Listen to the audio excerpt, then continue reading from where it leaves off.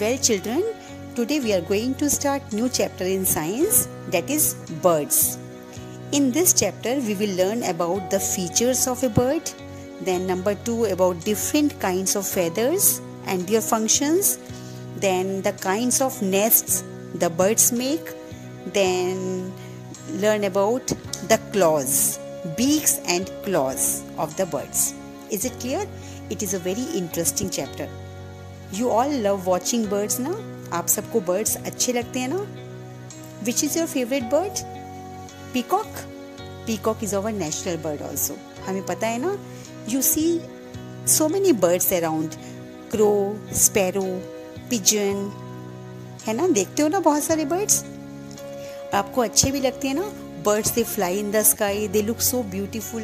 So in this chapter we will learn about them. कि वो कैसे उड़ते हैं, ठीक है, उनके फेदर्स कैसे उनकी हेल्प करते हैं, वो कैसे अपने नेस्ट बनाते हैं. We will learn all these things. Okay, let us start the chapter. The title is birds. Okay, birds they have feathers on their bodies. They have wings instead of arms. Now there are two things, wings and feathers. पहले आपको पता होना चाहिए कि what is the difference between wings and feathers. Birds के पास दोनों होते हैं, ठीक है. विंग्स क्या होती हैं? Wings are the part of a body that make the bird fly. और इनका फंक्शन क्या होता है? They control the speed and direction. Birds को उड़ने में हेल्प करते हैं विंग्स, ठीक है, और एक बॉडी का पार्ट है. जैसे हमारे पास ह्यूमन बीइंग्स के पास हाथ होते हैं ना, आर्म्स होती है ना, वैसे ही birds they have wings. Number 1. अब है feathers. Feathers they are very soft material. They completely cover the body of the birds. And what is the function of the feathers? The feathers they give the bird its color. आपने देखा है ना, there are different types of colors of the birds. They look so beautiful. Crow is black in color, parrot is green. It is because of the feathers. Feathers they give color to the bird's body. Is it clear? Now most birds they have light bodies because their bones are thin and hollow. Thin and hollow means हमारी body में जो wait होता है ना बेटा, वो किसका होता है? बोन्स का वेट होता है. हमारी बोन्स हैवी हैं तो हमारा वेट ज़्यादा होता है. लेकिन in case of birds what is there? उनकी बॉडीज बहुत लाइट वेट होती हैं क्योंकि जो उनकी बोन्स होती हैं दे आर हॉलो. वो अंदर से खाली होती हैं. They are not solid. Okay, so birds are light weight and that is the reason they can easily fly in the sky. Their bodies are shaped like aeroplanes. अब आपने aeroplanes देखे हैं ना, जिस तरह से बर्ड्स के पास विंग्स होते हैं and aeroplanes they also have wings. आप अगर एक एरोप्लेन की शेप देखोगे ना, सेम बर्ड्स भी उड़ते हुए बिल्कुल एरोप्लेन की तरह लगते हैं because they have streamline bodies. इसीलिए उनको कंपेयर किया जाता है एरोप्लेन्स के साथ. And this helps them to easily cut through air. Birds have strong arm and chest muscles. ये जो मसल्स होती हैं they help them to flap their wings for flying. Is it clear? Okay, now feathers. A bird's body can contain more than 10,000 feathers. Just imagine कितने सारे feathers होते हैं. एक bird की बॉडी के ऊपर 10,000 फेदर्स से भी ज़्यादा होते हैं. Alright, and there are 3 kinds of feathers. Number 1 down feathers, then body feathers and flight feathers. Down feathers they are very fluffy. बहुत फूले फूले से होते हैं वो. उनका फंक्शन क्या होता है? They keep the body warm. जैसे हमें वूलन क्लोथ्स वार्म रखते हैं ना, वैसे ही डाउन फेदर्स ये क्या करते हैं? नीचे की तरफ होते हैं और बॉडी को वार्म रखते हैं. Then body feathers. Body feathers they cover the whole body and give a shape to the body of the bird. ये इनका फंक्शन होता है, right. And then third one is flight feathers. Flight feathers कौन से होते हैं? They are long feathers. ये wings और टेल्स पे लास्ट पे होते हैं and they help the bird to fly. Now one more important thing you have to keep in your mind, there are about 9,000 kinds of birds. और कुछ birds ऐसे भी होते हैं which can not fly. Alright, you know the mighty ostrich, the king of birds कहते हैं उसको, the largest living bird.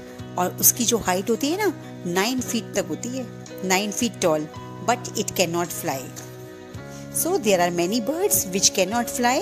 जिनमें से raties, ostrich, kiwi, cassowary, so many birds are there. Bird species are there which cannot fly. Is it clear? Now next is nesting habits. Nesting habits means we all need a home to live. Birds को भी तो एक घर चाहिए ना रहने के लिए, तो बर्ड्स क्या करते हैं, नेस्ट बनाते हैं रहने के लिए। What is the home of the bird called, nest. और डिफरेंट टाइप के जो बर्ड्स होते हैं वो डिफरेंट टाइप के नेस्ट बनाते हैं, जहाँ पर they keep their children, babies को रखते हैं, एग भी ले करते हैं और उनको प्रोटेक्शन भी प्रोवाइड करते हैं। ओके, यही तो होता है। What is the function of a house, to give us shelter.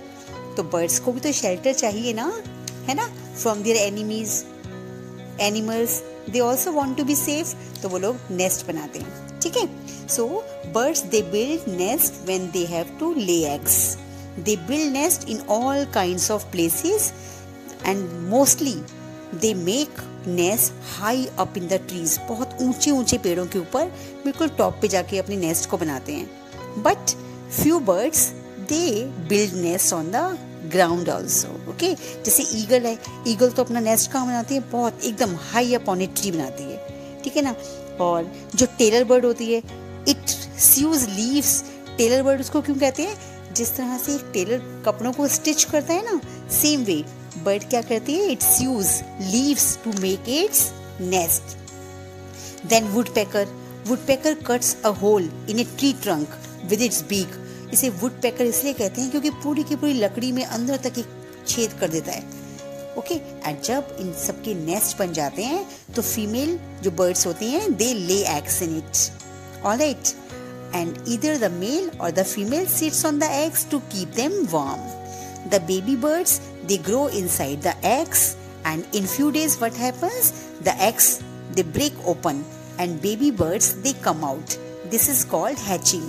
जब eggs में से baby birds बाहर निकलते हैं तो this process is called hatching, and at this time they have no feathers and they are blind. उन्हें कुछ दिखाई नहीं देता birds को। जो parents होते हैं they look after them, feed them until they are ready to fly out.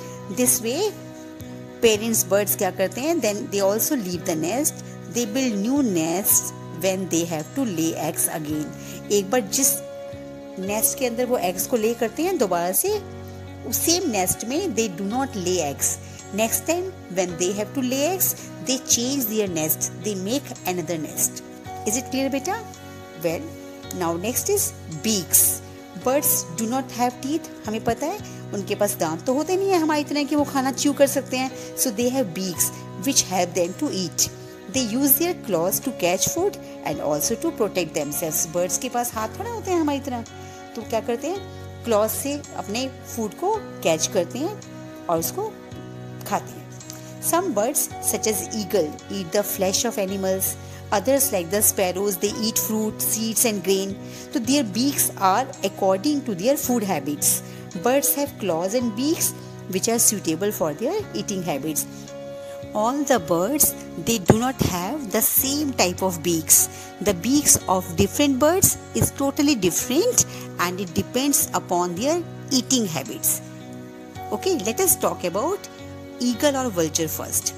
Eagles, vultures, they have very strong and sharp beak, just like a hook. And what is the reason for that? क्योंकि ये flesh eating birds होते हैं, and flesh eating birds जो होते हैं they have to tear the flesh, and for tearing the flesh they need very strong and sharp beak. Alright, and if we talk about sparrows, they have short and pointed beak. Why? Because they have to crack seeds only. They are seed eating birds. Then parrot also eat nuts, fruits. It has curved teeth. Parrot की beak देखी आपने, बिल्कुल different type की होती है ना, आगे से कर्व्ड होती है, रेड कलर की आपने देखी होगी. It helps to crack nuts and seeds. Then we have woodpecker. Woodpecker जो होता है बेटा, it has a sharp beak and its beak is very long also. The reason is that जो ट्रीज का स्ट्रॉन्ग पार्ट होता है ना, bark पता है ना, जिसको छाल भी कहते हैं, पेड़ के ऊपर का हिस्सा जो उसकी ट्रंक पे होता है, but very easily the woodpecker can break that portion and it pulls out the insects inside the bark and eats them. In case of duck what happens, जो duck होता है उसकी it has a broad and flat beak और उस beak के दोनों तरफ holes होते हैं. What happens when the muddy water it enters in its beak, no, then mud and water they flow out through the holes. जो plants और insects होते हैं, they remain inside the mouth and they are eaten. So what I want to tell you, the beaks they have the shapes according to their food habits. Kingfisher है, pelicans है, they eat fish. अब fish को कहाँ से? water के अंदर से निकालना है. So they have very long and pointed beaks. Is it clear? Now next topic is feet and claws. Birds have 4 toes on each foot. ठीक है? तो उसका फंक्शन क्या होता है? It helps in catching the food, holding the food, and in number of ways they are helpful to a bird. अपने बहुत बार अपना प्रे पकड़ते हैं. प्रे क्या होता है? शिकार. बर्ड्स अपना शिकार पकड़ने के लिए अपने क्लॉज को यूज़ करते हैं. अगर हम ईगल की बात करें, जो उसके टैलन्स होते हैं इतने स्ट्रॉन्ग होते हैं कि इट स्वूप्स डाउन ऊपर from the sky, it swoops down. ठीक है? And talons they are outstretched, बिल्कुल फैला करके अपने टैलेंस को नीचे तक आता है ईगल, और समुद्र के अंदर से फिश को पकड़ के ऊपर उठ जाता है. जस्ट इमेजिन, है ना?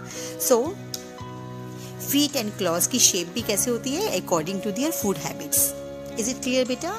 सो in case of eagles, vultures, जो क्लॉज होते हैं they are very strong, they are called talons. और बर्ड्स होती हैं crows and sparrows, they sit on tree branches, तो and even sleep while perching. जब वो बैठे होते हैं तो बैठे बैठे भी सो जाते हैं. So their feet are shaped in such a way so that they can have a very good hold onto the branches and they do not fall down. And swimming birds जो होते हैं, ducks, ठीक है, उनके जो feet होते हैं वो webbed होते हैं. webbed का मतलब कैसे होता है कि जैसे कि स्पाइडर का वेब बनता है ना, जाला बनता है एक, तो उसकी शेप के होते हैं. and it helps them to swim. Then we have hens. Hens use their legs and claws for scratching the earth to bring out insects. Is it clear? Parrot uses its legs and claws to hold fruit. Woodpecker uses its claws to climb. And birds like crane, they have long legs for wading in water. So this way, different types of birds, they have different types of feet and claws, and their functions, they're also different. Okay? All the birds, they have legs, claws, shaped according to their use. Different types of animals, they have different types of body structures. Is it clear, beta? That's all in this chapter. So we have learned in this chapter about the flying habits, types of feathers, the nest, beaks, feet and claws of the birds. Hope you have understood the chapter. So just go through the chapter once or twice, underline all the difficult words and try to do all the back exercises and question answers that I will discuss you also. Alright? That's all in this chapter, beta. Okay, thank you. Take care.